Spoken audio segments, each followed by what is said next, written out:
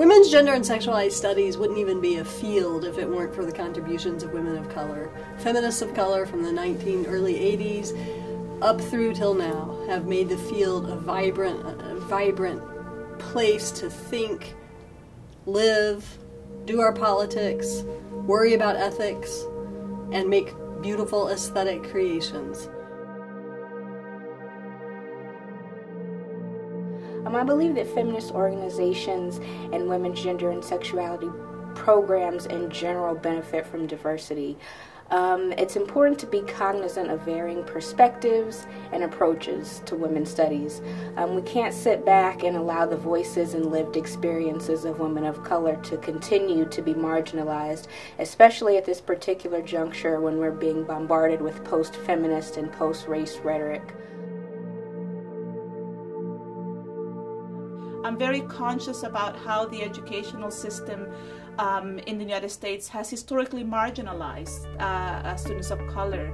Rather than seeing them as success stories, a lot of times our system looks at them as deficiencies. And so for me, it's really important that for those students of color who come to my classroom, who feel that they have been marginalized within the system, I want them to feel like they are an asset to my classroom and that the histories and the subjectivities that they bring into the classroom matter.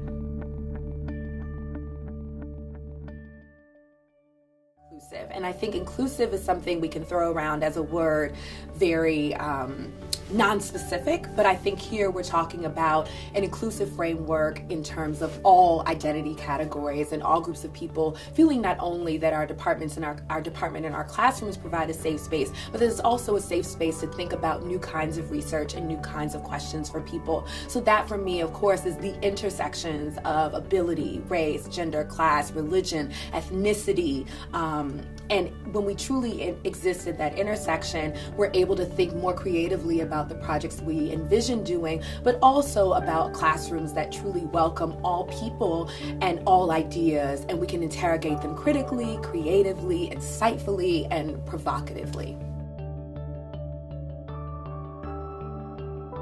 When we think about race, it's actually talking about either an interracial or a multiracial formation. So we can't ever talk about whiteness or what it means to be not white, or what it means to be black or Asian, or Latino, Latina, without actually talking about the way that these identities are either in a racial hierarchy, perhaps a racial pyramid, perhaps a racial matrix. Because this identity on its own really actually means nothing. It's only in context.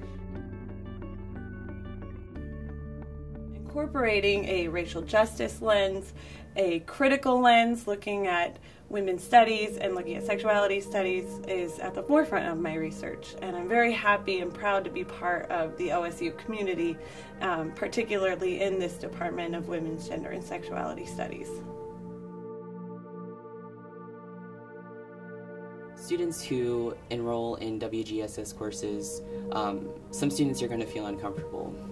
And the reason is rarely is there a space to talk about racism, to talk about ableism and transphobia and homophobia so intimately that people will be uncomfortable.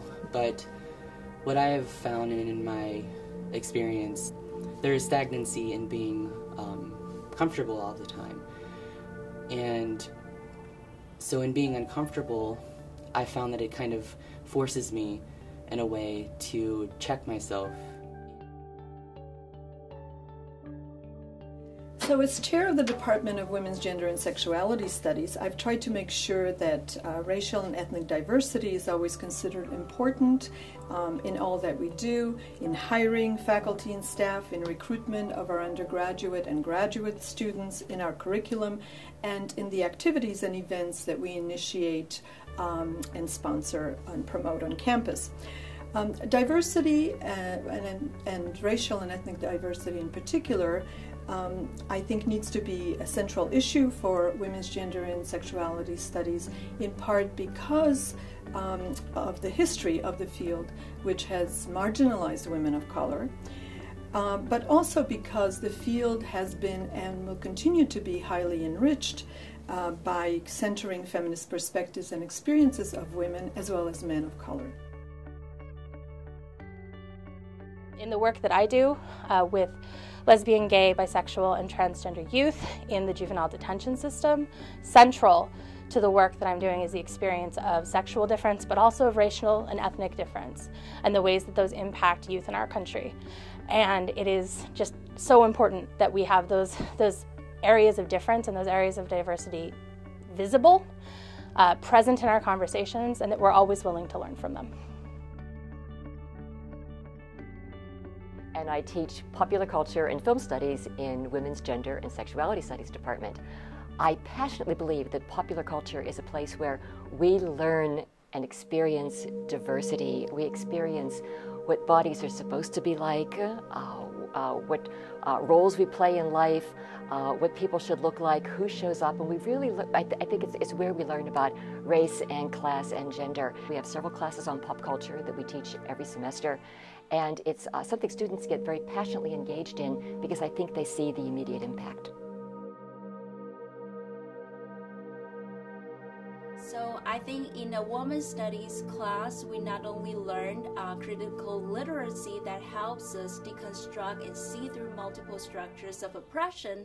What we learn most importantly is about creativity, a creativity for social justice. We imagine an alternative world without oppression collectively.